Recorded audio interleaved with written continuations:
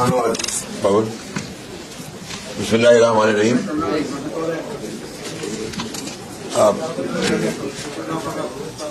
আজকে এই বিশেষ অনুষ্ঠান, আমি এটাকে বিশেষ বলছি এই জন্য এই ধরনের অনুষ্ঠান করতে বিএনপি অভ্যস্ত নয়। এটা সেই জন্যই একটা বিশেষ গুরুত্ব লাভ করেছে।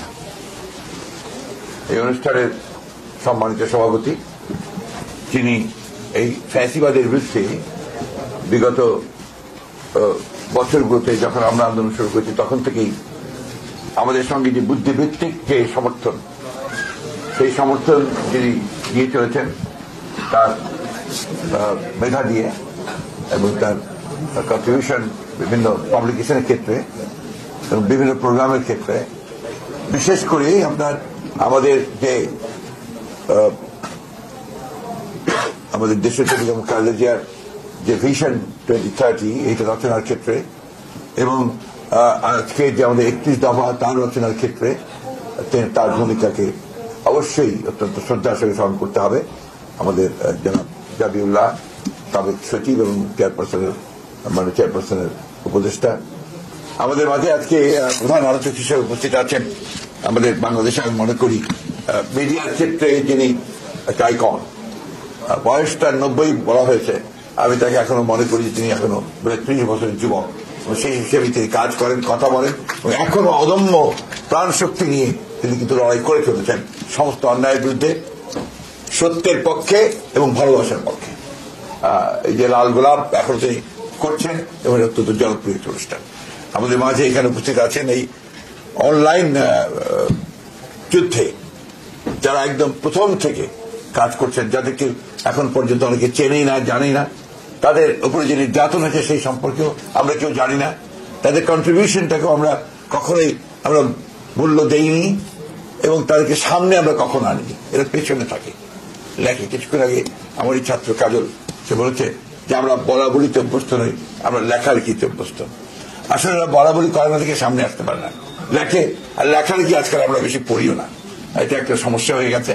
তবে যেটা পড়ে সেটাতে ওরা কাজ করছে। কিন্তু আমি কিছুদিন আগে বলছিলাম যে এই যে মোবাইলটা, এটাই কিন্তু এখন যুদ্ধের সবচেয়ে বড় হাতিয়ার, সবচেয়ে বড় হাতিয়ার। আমরা এটাকে অনেকেই উপলব্ধি করতে পারি না। এই হাতিয়ারটাই কিন্তু শত্রুকে পরাজিত করতে পারে। এই হাতিয়ারই কিন্তু একমাত্র যে করেছে 24-এর 5ই আগস্টের যে আন্দোলন, এই আন্দোলন এত দ্রুত স্ফুলিঙ্গের মতো ছড়িয়ে গেছে কি কারণে? এই হাতিয়ারের কারণে। এই জায়গাটায় আমরা অনেক দুর্বল। এই জায়গাটায় আমাদেরকে সবল হতে হবে, আমাদের দীপ্ত পদচারণা থাকতে হবে। আমরা দেখি সোশ্যাল মিডিয়াতে আমাদের উপস্থিতি খুব কম, এটা বারবার আমরা বলেছি, বিভিন্নভাবে চেষ্টা করেছি। এখানে আছেন যারা এই মিডিয়া সেলের সঙ্গে জড়িত আছেন, বিভিন্নভাবে কাজ করছেন, নিপীড়িত হয়েছে, নির্যাতিত হয়েছে, গুম হয়েছে, এখন পর্যন্ত তাদের মনোবল এতটুকু ছোট হয়। পারিবারিক ভাবে তারা অসহ্য কষ্টের মধ্যে পড়েছে, সেখানে কি তারা মাথা নোয়ায়নি, মাথা উঁচু করে দেখেছে।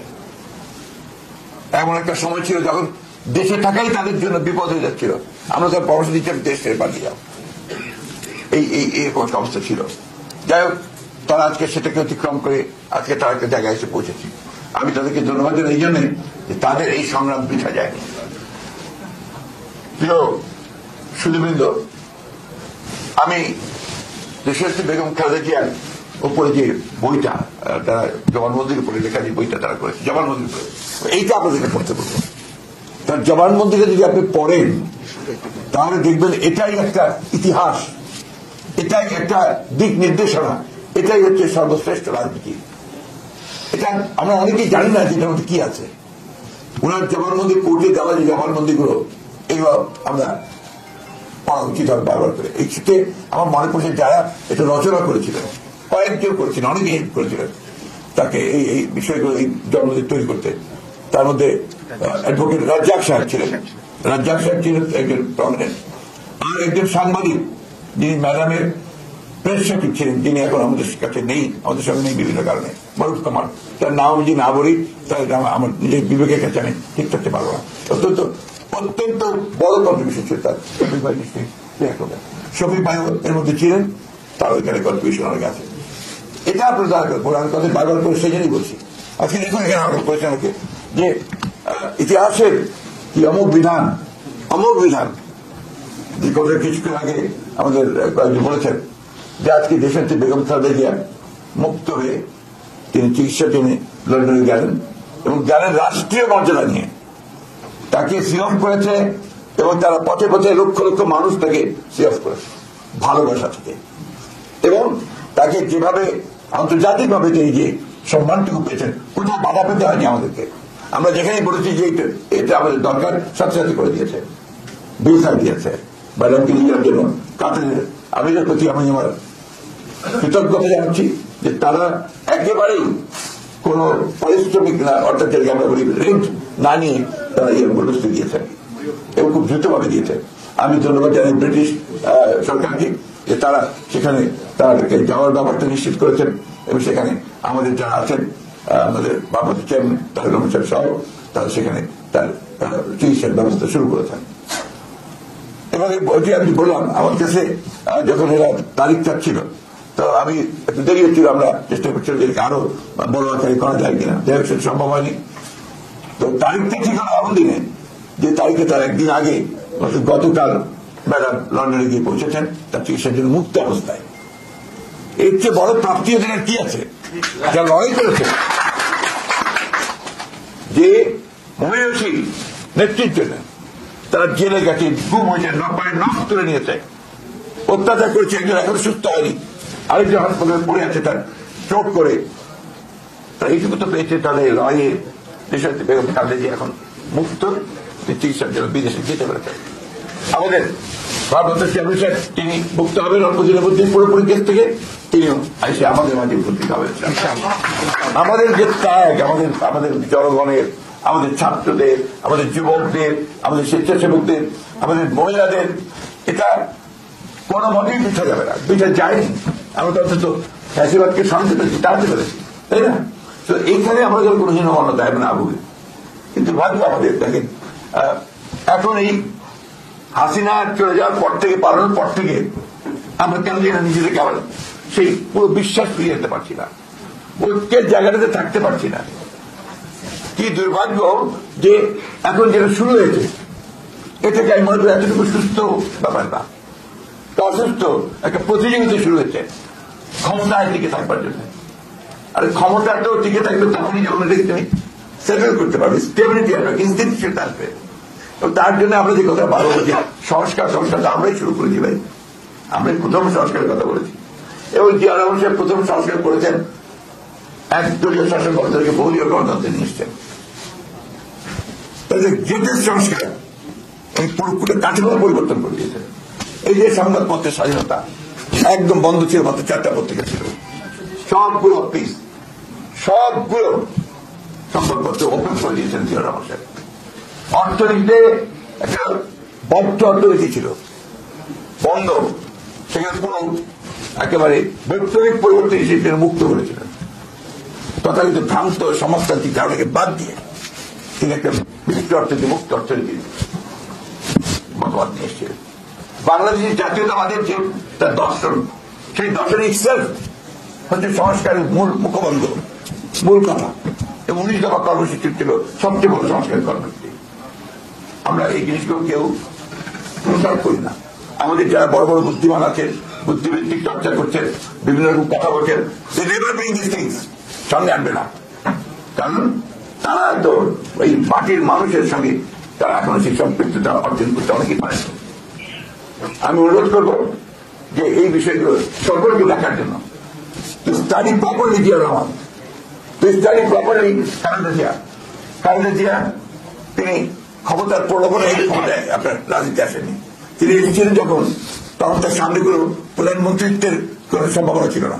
তিনি এসেছিলেন একটা জাতিকে মুক্ত করতে, স্বৈরাচার হাত থেকে, দীনবন্ধু সেই সামনে এসেছেন। তিনি দীর্ঘ 9 বছর লড়াই করেছেন।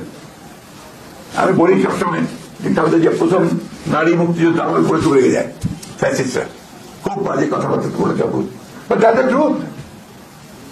1971 সালের 26শে মার্চ শহীদ প্রেসিডেন্ট জিয়া রহমান যখন স্বাধীনতার ঘোষণা দেন, সেই মুহূর্তে বেগম খালেদা জিয়া ওই চট্টগ্রামের ক্যান্টনমেন্টে তিনি কিন্তু 2 বাচ্চা, শিশু বাচ্চা নিয়ে একা ছিলেন।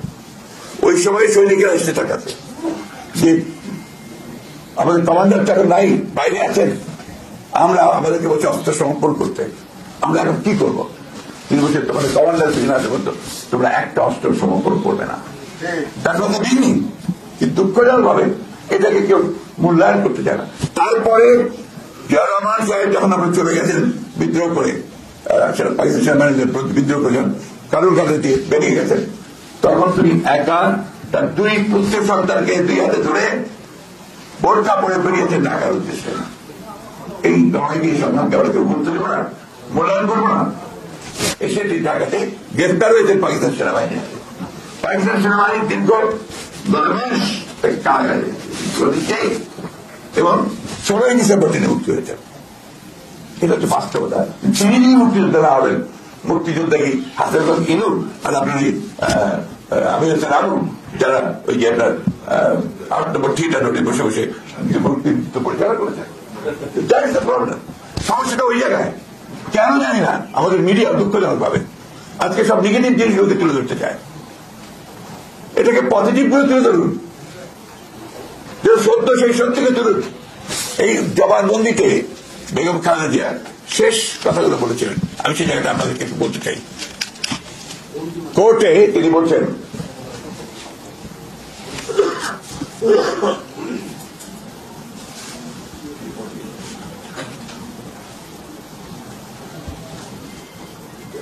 আমি আমার পদে আসীন থেকে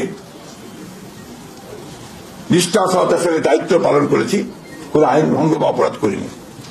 আমি আমার বক্তব্য শেষ করছি পবিত্র কোরআনের সূরা নিসার 125 নম্বর আয়াতটির বাংলা তর্জমার কথা উল্লেখ করে, হে ইমানদারগণ, তোমরা ন্যায়ের উপর প্রতিষ্ঠিত থেকো, আল্লাহর রাস্তায় ন্যায়সঙ্গত সাক্ষ্য দান করো, তাতে তোমাদের নিজের বা পিতা মাতার অথবা নিকটবর্তী আত্মীয়স্বজনের যদি ক্ষতি হয়, তবু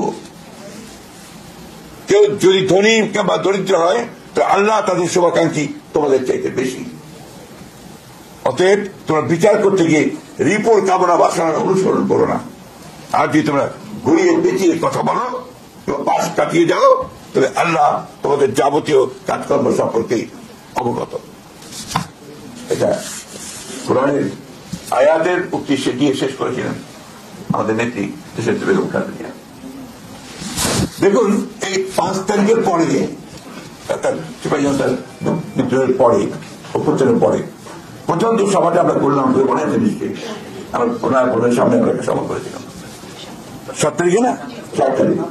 সেই সভায় আমাদের অনলাইনে 2 জন বক্তব্য দিয়েছিলেন।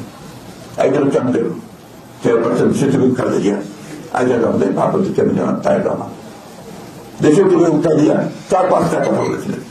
তখন হসপিটাল তার সেই অসুস্থ অবস্থায় আপনার বেড থেকে তিনি বলেছিলেন যে আজকে আমাদের এত রক্তপাত, এত ত্যাগ, আত্মীয়ের পরে আমরা মুক্ত হয়েছি।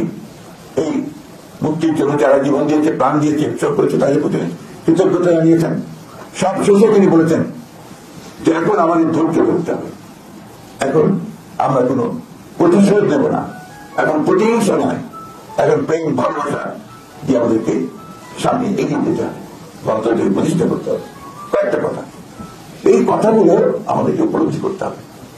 আজকে আমরা যে কথা শফিক ভাই বলেছেন তার মধ্যে যে অহিংস আন্দোলন করেছি, আমরা সেই যে জনসভাগুলো, মহাসমাবেশগুলো করেছি, বিরোধী 7 দিন লোক এসছে, 100 মাইল সাইকেল চালিয়ে এসছে, পায়ে হেঁটে এসেছে। এগুলো সব নয়, আন্দোলন নয়। তো এই জিনিসগুলো সবাইকে মনে রাখতে হবে, যার যেটা কন্ট্রিবিউশন, সেই কন্ট্রিবিউশনকে স্বীকার করতে হবে। আমরা অবশ্যই শ্রদ্ধা জানাই, আমরা কৃতজ্ঞতা জানাই সেই সমস্ত তরুণ ছাত্রদেরকে যারা প্রাণ দিয়েছে, যারা আন্দোলন করেছে, সংগ্রাম করেছে। কিন্তু বিভক্তির রাজনীতি যেন আমরা না করি। এখন যেটা প্রয়োজন, সবচেয়ে বেশি প্রয়োজন দেশকে বাঁচানোর জন্য, গণতন্ত্রকে ফিরে পাওয়ার জন্য ঐক্য, স্ট্রাকচার সংস্কার অবশ্যই লাগবে। কিন্তু সেই সংস্কারটার যে পেছনে যে শক্তিটা লাগবে, সেটা হচ্ছে একটা নির্বাচিত পার্লামেন্ট, নির্বাচিত সরকার।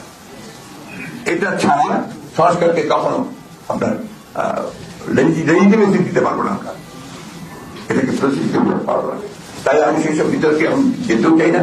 অনুরোধ করবো যে আমরা বিতর্কে বেশি না জড়াই। আমরা আহ্বান জানাবো দেশের সমস্ত গণতন্ত্র প্রেমী মানুষদেরকে, স্বাধীনতার মানুষদেরকে যারা ঐক্যবদ্ধ থাকবেন, বিভাজিত হবে না। আর আমি রাজনীতিক নেতা কর্মী যারা যে জায়গায় কাজ করছেন সবাইকে অনুরোধ করবো, বিভাজন সৃষ্টি করবেন না।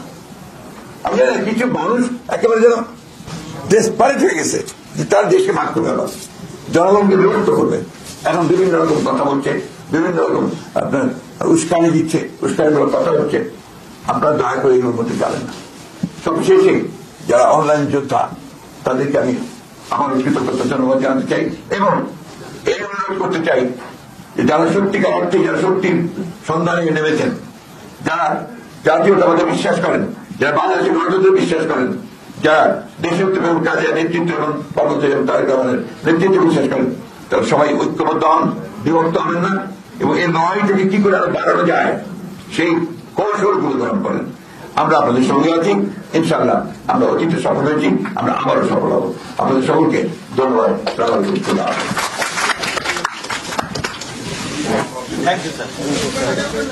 সবাইকে অসংখ্য ধন্যবাদ যারা আমাদের এই অনুষ্ঠানে আমন্ত্রিত হয়েছেন। বলতে পারলাম না, এই যে ম্যাডামের যে জবানবন্দিটা ওইটা কিন্তু খুচরার সমান আইসোলেট করে করা দরকার ছিল, হোল্ড করে এত কষ্ট